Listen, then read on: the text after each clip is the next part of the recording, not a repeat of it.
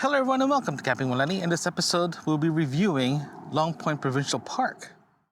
This episode is brought to you by Icebreaker, Move to Natural, Revo, NASA-born, performance-driven, Cotopaxi, built to last, sustainably sourced, ethically made, Spy Optic, a place where individuality has no bounds. Consider using the affiliated link in the description for your next purchase. You will help support future content on this channel. Thanks for your support.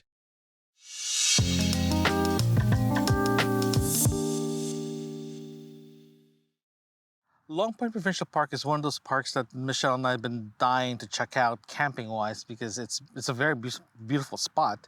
So we decided this year to go for it and grab a site, head down there and spend the weekend there and experience it and see if it's the same experience we had when we were down there for beach day, for a day trip for a beach last year. So we went and we have mixed reviews of the site. If you watched that episode, you know that I was complaining about the shade. So what we're gonna do in this episode is we're gonna go through the overall impressions, pros and cons, and go from there. Okay, so overall views. From Toronto to the park itself, it took us about 2.5 hours to get there, 2.5, 3 hours, depending on the traffic. The drive there is not all highway driven. It's all highway going into Hamilton. After that, it's all rural streets, side streets, and all that good stuff. So, country roads. And when we got there, we were greeted with a very nice beach town feel to it. And to be honest with you, I love that feel of it because, lack of a better word, it reminds me of Cape Cod. When I went there many moons ago, it just reminds me of Cape Cod because it's so nice and it's so beachy. In the same time, it's not very commercialized. You know, you have people who live there, people who has cottages there, who's doing rentals and all that good stuff. So it's a great place to go to, and it's a nice place to visit as well. So we went there for 3 days, 2 nights, and it was kind of weird though because when we got there, we drove to the park, got to the park, check in, and after that they told us to go back 1 kilometer back to where we came from. The park is on the left-hand side, so you just go in there, look for your spots. They give you your typical receipt to put in your car, but at the back of the receipt itself has a barcode. You scan that barcode to get in, for the gates to open, and you drive in. So it's different. It's a different feel to it. It's almost like a peninsula outside the park, but it's still considered park boundaries. So yeah. So anyway, we got there, and I know going into this park, we don't have a shade because all the sites that has shades, it's all fully booked. So we're like, okay, life moves on. The only thing that we didn't anticipate is how hot those 3 days it's going to be. It is incredibly hot. And when we got there, the first thing we did is to set up the tent as we normally do. We tried to find a place that there's a shade to it, so we don't have to be underneath the sun. But that completely failed. I'll tell you guys all about that later. So we set up the tarp. The tarp itself was fine. It actually helped keep our site cool as much as possible. But here's the thing, though, because the whole campsite is all not grass, sorry, it's all sand. So all the stakes and all the stakes that we used to hold our guidelines actually start coming out because it's sand, right? It's sand. Even the one that I have, that's the extra long ones that's designed for loose ground and all that good stuff, it's still yanking out pretty badly. So I was like, okay, whatever. So what we did is we just ending up hammering the stakes so deep enough that we can actually cover it with something to hold into place. So it is always a workaround, so it's not a big deal. And so as soon as that's up and running, what we've also noticed as well too is the amenities. The amenities itself is it's incredibly clean. Like, it's super clean compared to other parks that we've been to. It is incredibly clean. So it is pretty good. The site itself, apologize, I'm actually at the park right now recording this episode. So the park, the site itself, we were located, it was, like I mentioned before, it was in a area that's outside the official park boundaries, but belongs to the park, the provincial park. But if you walk around the if you walk around that peninsula, not peninsula, it's almost like a concave property of the park itself. It's kind of hard to describe, but it's literally a park property outside the park, and they, according to the fencing and all that stuff, it says park boundaries, but it's just outside the park, so it's a little confusing. So after we set up, we ended up walking to the beach itself. So while we're walking to the beach, it was literally 30 feet away from the beach, and while we're walking towards it, we realized that that there's really no shade in the area that we were at. There are some shade. There are some trees that covers the campsite itself, but there isn't really. That's when we realized that the whole site was designed to accommodate trailers and RVs. Don't get me wrong, some people are camping with tents without an RV. That's good, but they are the same situations as we are. We're literally underneath the sun with no shades. So what we did is we walked around. The next day we walked around the park, the park itself, and we noticed the same thing. It's the same trends. That some areas do have shade and some don't, right? And just threw us off guard significantly because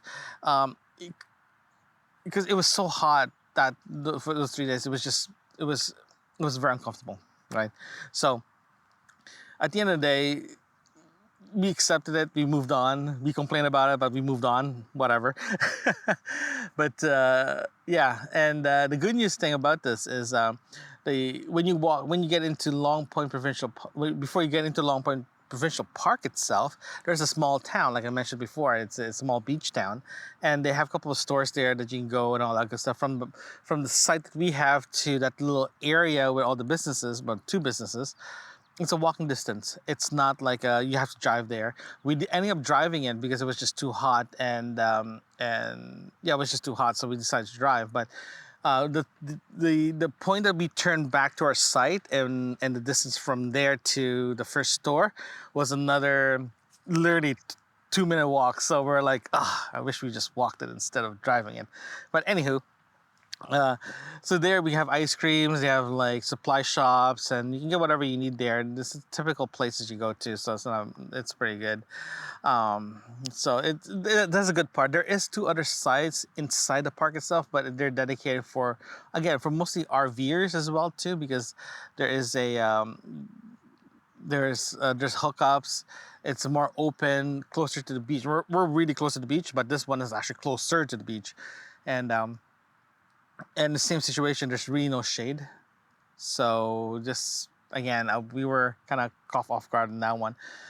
Next time we go there, we're probably just going to bring up an awning, like a big awning, or a gazebo, I mean, and just plop it in the middle and just everyone just to hang out there, just to keep everything cooled down a bit. Yeah. What else is kind of overview? Oh, sorry, I forgot to mention that as well too. The park store, where the gate is to get in, it's pretty stocked actually. They have everything you need there. Again, from wood to ice to souvenirs, you name it, everything's there. And it's actually part of the bird watching trail as well too. So each area of the park itself has a platform or has a plaque saying that this area here you can find this certain type of birds. So it's pretty cool. If you're a big bird watcher, this is a great place to go to. So yeah, okay, I'm just rambling along now, so let's talk about pros and cons here. Let's start with cons first. Cons, no shade, based on what I saw while walking around. There's areas of shading, but you do have to find it. If there's shade, people are already taking it, right? If you're planning to be close to the bathrooms, go for it, because it's where we were at compared to the bathrooms was literally 10 meters away. So it's pretty close. We just have to go through the park, through the playground area to get there. So it's not a big deal, right? The bathrooms, it's there. But here's the thing though, where we stayed, just out, remember, this is a little area outside the main park itself. The recycling and the garbage was literally in the front of the gate. So if you put yourself too close, you will smell the garbage and recycling. But if you're far enough, you're fine. So just keep that in mind. Just really keep that in mind, because you don't want to be too close, right? So that's that. The other one as well too that kind of very disappointing is the distance between the park. Disappointing, that's kind of confusing, more confusing than disappointing, that you have to go to the park, grab your stuff, grab your wood, then drive back a kilometer. So it wasn't, it was a little confusing, but at the same time too, you are not officially inside the park. If you're inside the park, that's completely different. But this one, you're outside the park, so you can't just go, right? So it is kind of, it's kind of a little confused. It is very confusing. So if you've never been there before, just keep that in mind. You do have to drive back and forth. If you are staying where we are at, going into the park, you just show your ticket, then you can go in, you can do whatever you want to do inside the park and drive back. You can bike it, so if you do bring a bike, you can bike it, not a big deal. The other one as well too is the I don't want to say the sites. Some sites, you just have to be aware that if you are planning to go there and camp, make sure that your stakes that you're gonna be using to put your to hold your tent down, or your gazebo down, or a tarp down, make sure that they're long enough that that doesn't come out very easily, because you are pretty close to lake. You are literally beside the lake. The wind does blow. When the wind blows, the whole thing just like the whole thing just affects your tents and your tarp or your gazebo. You do need to stake them down. What we ending up doing is we ending up putting extra guidelines at the side of our gazebo, because the whole thing is just flapping all over the place. Plus, at the same time too, I did a poor job putting the tarp up, so that's partially my fault. But at the end of the day, it's just there's a lot of wind going into your site, so just be aware of that. The showers are clean, but at the same time they are showing its age. I think it's very typical to all the parks that the infrastructure is showing its age. So yeah, that's the only cons that I have. Okay. Oh yeah, the other con, I think I mentioned that it's shade. Just keep an eye on that. If you are planning to go there, make sure you do your research properly, find out where a great spot is, then you can go there. Okay, just keep that in mind. Okay, let's talk about pros here. The pros, this place is incredibly beautiful. Like, no doubt about this. People who go to this site, to this park, to this area of Ontario, is just in love with the prettiness and the picturesque feel of this whole area. Yeah, it's just really pretty, right? The people there are super friendly. It's close enough to Niagara Falls that you can literally go to Niagara Falls after your trip and come, or you can take a day trip to Niagara Falls. It's not a big deal. At the same time too, that the beach itself is super clean and super well maintained, and it's so beautiful. It's white sand beach. You know how rare that is in Ontario, getting a proper white sand beach. And if your site is pretty close to the beach itself, what we did is we ended up going there in the morning, set up our little beach gazebo, and we just left our stuff there and go back and forth, and it was great, and it was just really nice to have that option of just leaving your stuff there and being secured, and going back to your site and going back there again. So it's very, very nice. It's very cool. In my opinion, best thing ever. I highly recommend doing it that way because it's a lot easier, right? What else is actually nice as well too there is again, one thing that caught me off guard that I really enjoyed, that I wish every park has. I showed it in my video. If you watch the video itself, in day 2 we ended up walking around, and I saw some that showed you guys a setup of their water faucet, their potable water faucet, and it has a shelf. It's made of wood with a platform. You put your jug of water there. When you open it, it just flows there, so you don't have to go all the way down to the ground and messing up the ground. Reason why I'm loving this feature in this park is if you have back problems, or if you're elderly, or you just have a heavy bucket or whatever, or a small bucket, or a small water jug, you don't want to put it in the ground and just water will go in there. One, you'll waste water, right? So you have to angle it in a way that it'll get water. Second is just water spilled, so the whole thing becomes a pool of water. It's not very fun. Sorry, I'm just a little... Bees are flying all over me. Sorry. Yeah, I was saying that there's a platform there. If you have a water jug that's actually very small, you don't want to put it in the ground. The whole water is just gonna be all over the place. So this one brings your jug closer to the faucet using the platform, and it works perfectly.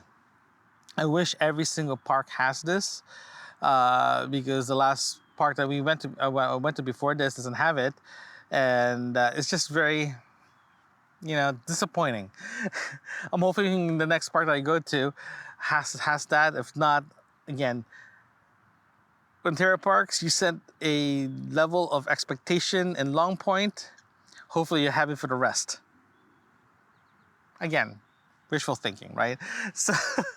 So that's one thing that I totally enjoyed. The location's great. The cleanliness is great. They do clean it, and yeah. Overall, I give it about an 8 out of 10. No, sorry, let me phrase it, because of the confusion thing. If you're first timer, I give it about 7 out of 10. But with a caveat of find a proper site, and then the score will go up to an 8, or possibly even 9. That's how good this place is, right? Would I go back? Yes, I will definitely go back, but this time I'm gonna be inside the park and see how that feels. Not outside, but inside. And if you do decide to go before school ends, before summer vacation starts, because this place do get booked really fast. I tried to get a booking last year, but it was busy until the end of September, actually. So keep that in mind. If you're planning to go there, you're planning to go camping, make sure that you book in advance. I think this is the first one I booked when the whole booking system opened up in January, February. So that was the first one I booked. So just keep that in mind. Just be ready to fight for your site. When you get there, it's worth it because you're close to the beach. But at the same time, you do have to sacrifice a few convenience like shade if you're gonna go there. But overall, I'm very happy with the site. Yes, I'll definitely go back there. I'll find a new location because I definitely want to try different things. What I'll also do is I'll put the location of my of where I stayed, our site, in the description. So check it there. And yeah, that's all I have. Thank you very much, and I'll see you guys next time. Thanks for listening. If you like what you're hearing, consider supporting this podcast by buying me a cup of coffee, link in the description. You can also visit campingwithlenny.com. There you can find other episodes and links that can help you on your next camping adventures. Thanks again.